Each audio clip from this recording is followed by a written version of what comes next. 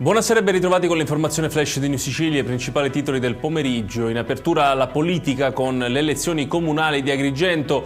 Nel centrodestra la partita si complica. La Lega ha infatti ufficializzato questo pomeriggio la candidatura a sindaco dell'ex assessore regionale Luigi Gentile, sostenuto anche dalla Democrazia Cristiana e da alcune liste civiche.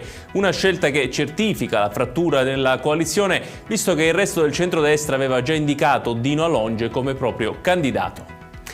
I deputati regionali del Movimento 5 Stelle hanno presentato una mozione di censura contro l'assessore regionale al turismo, sport e spettacolo Elvira Amata, definita inadeguata alle esigenze dei siciliani. Nell'atto, sottoscritto anche da Ismaele Lavardera, si chiede al presidente della regione Renato Schifani la rimozione immediata dell'assessore.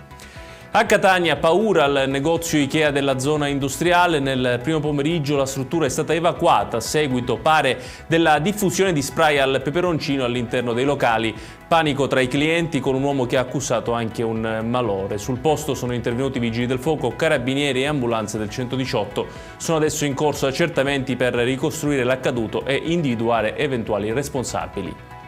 Restiamo nel catanese, dove un 19enne di Acireale, incensurato, è stato arrestato in flagranza per detenzione di stupefacenti. Gli agenti della polizia lo hanno fermato in via Capopassero, nel quartiere San Giovanni Calermo di Catania. Nel motorino aveva circa 100 grammi di marijuana, quasi 1.000 euro in contanti e una radiolina ricetrasmittente, probabilmente per tenersi in contatto con gli altri spacciatori. E chiudiamo con il meteo. Domani sulla Sicilia è attesa una giornata pienamente primaverile, cieli in prevalenza sereni o poco nuvolosi su tutto il territorio regionale, temperature in aumento grazie all'anticiclone africano che sta insistendo sull'isola. Le massime potranno arrivare fino a 26 gradi. Ed è tutto per questa edizione. Tutti i dettagli su queste notizie li trovate come sempre sul nostro sito www.newsicilia.it. Grazie per averci seguito e buon proseguimento di serata.